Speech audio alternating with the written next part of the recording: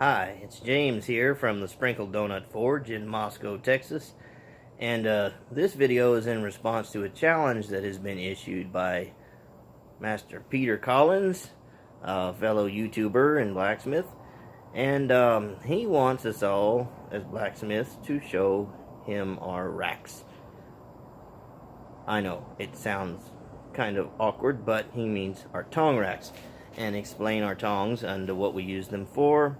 And talk about our first pair and such. So we'll just pan down to my tong rack here. It's mounted on my forge, and we'll talk about the first in the line. Let's see if we get it positioned good.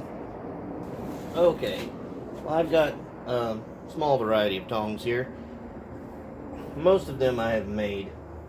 We'll start with the first pair of actual blacksmithing tongs that I purchased at an antique shop.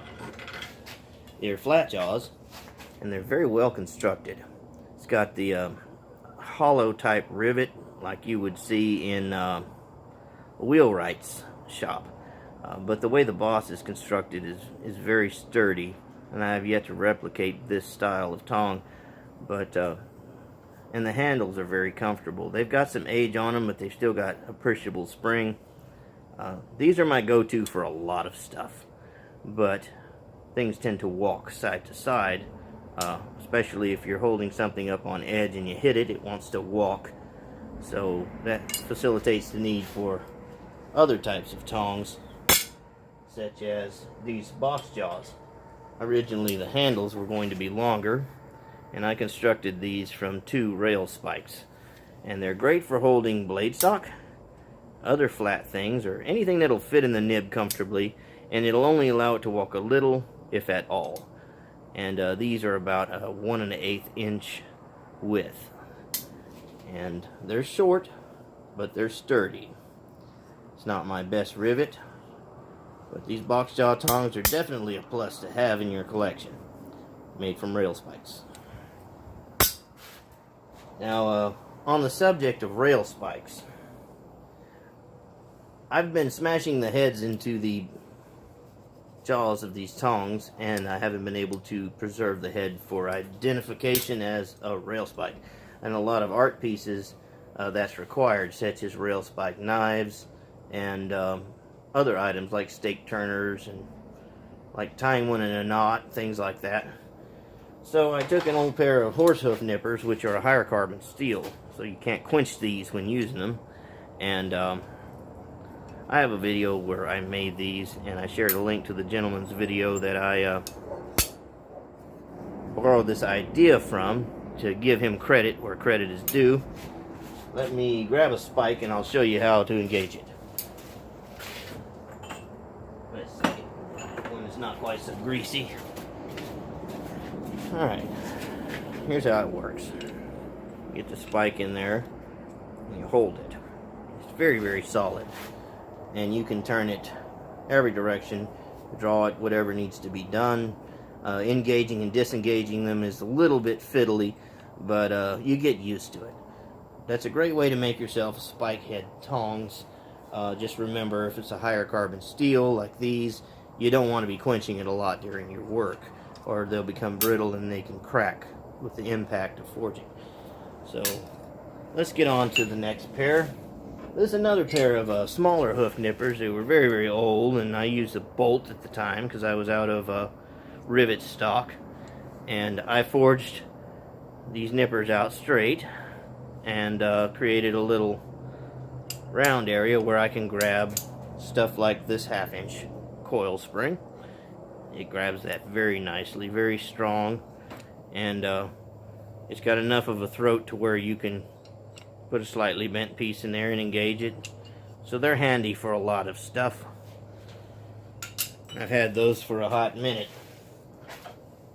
These are a pair of 5/8 inch square jaw tongs that I fashioned from rail spikes. I do not recommend going so thin with the throat portion here. That's why I kept these for my own use. If they break, I'll make some more, but I put them through a lot of torture. And I also use them not only for holding the tip of a rail spike in this fashion, and you got some room to push it back. But it's excellent for using this larger diameter coil spring when you're straightening it out. You can grab a hold of it fairly solidly and straighten it against the side of the anvil. I'm getting so many tongs piled up here. I fashioned these from a set of sheet metal shears. You can still detect a little bit where I cut the ringed handles loose and straightened them into these reins, and twisted the jaws around to make myself some scrolling / pickup tongs. Also great for grabbing little rivets and poking them in and out of the fire. It's a good shortcut on how to make yourself some tongs for those purposes. So these never do that to your tong handles. It's bad on the hand, but it looks really cool, and I was in the mood to do some twisting. This was just some 1/2 inch square stock, and I needed to hold some 1/4 inch round with it. So I engaged it in the vise, and I drilled a hole through it sideways and straight down the front. I did it with it slightly parted, that way I can get a grip. And they work great for that sort of thing, and they're actually not real bad as a flat jaw. But yeah, I don't recommend twisting your handles unless it's at a part you're not engaging with your hand, or if you're wearing a glove it might be a little better. But these are handy, nice heavy duty long tongs, and they're also great for knocking the coal fire down. Use them as a fire stirring device.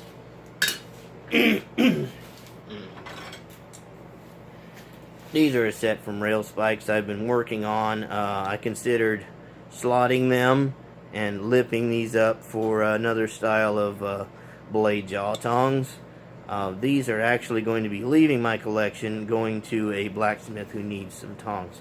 And later tonight I have to forge him and a couple of other blacksmiths some struck tools. So I may work on these then. But those nibs are awful long for flat jaws. I intended on using some of that length to curl them up when the slots are in for engaging blade stock on the vertical. So that's where these came in. Alright. Another antique shop find. I don't know who made these. It's a sorry rivet. But they are handy for grasping some things. There's a little divot for holding straight rods. Somebody made these. These were not a store-bought tong, obviously, but they are handy for some stuff.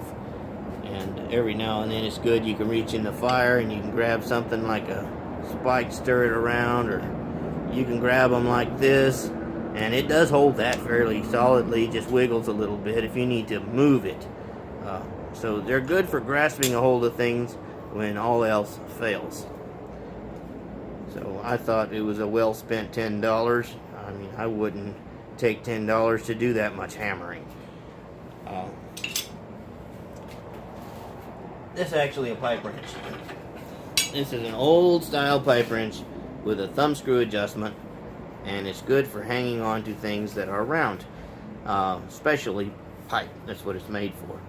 I don't know if you can see the information on it, but they're from the 1800s, as far as I can tell, around 1870s, 1872, right in there.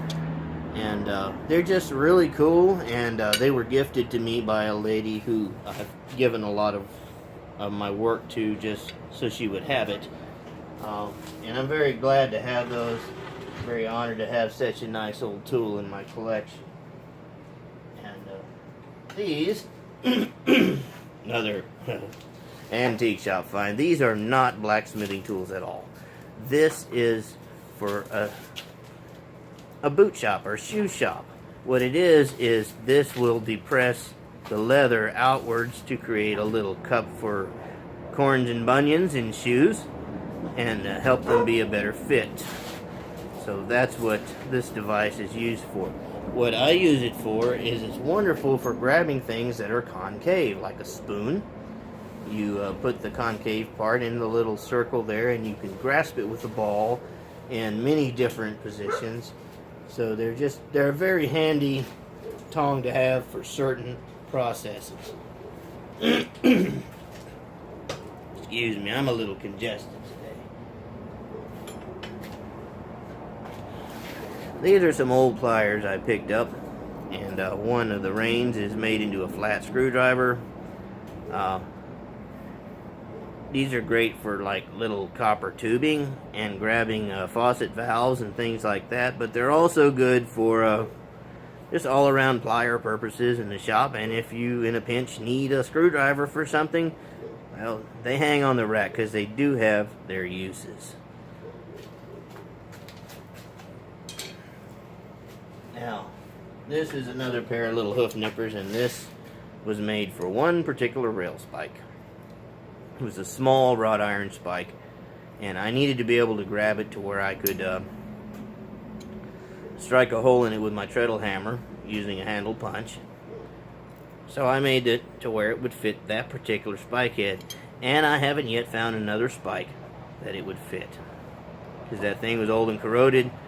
But you need a tool, you make a tool, you keep the tool. A lot of tongs and struck tools and things are made for one job, and you may never use the thing again, but it stays on the rack because one day it'll have a at home with another purpose.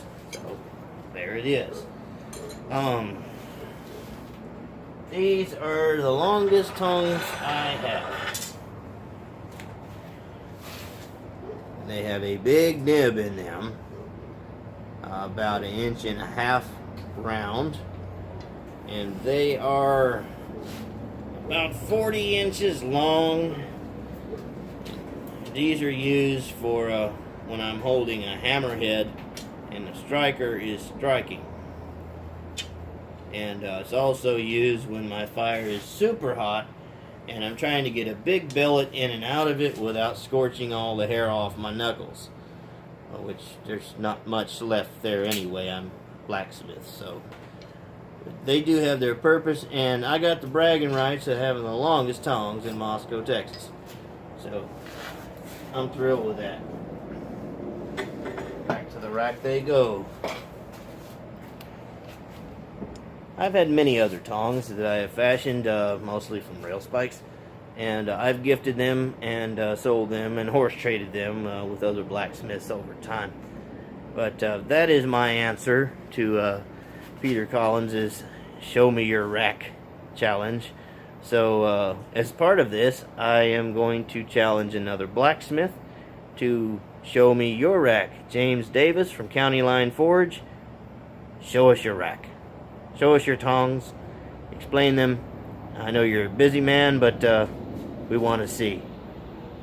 This is going to be interesting.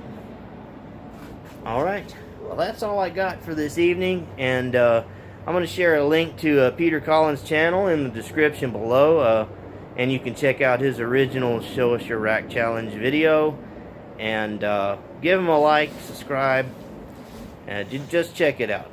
I actually came by this challenge through Valhalla Ironworks because that's who he challenged. So that's all I have for this evening. I've got to get to work and make some tools and get them out. Till next time, bye.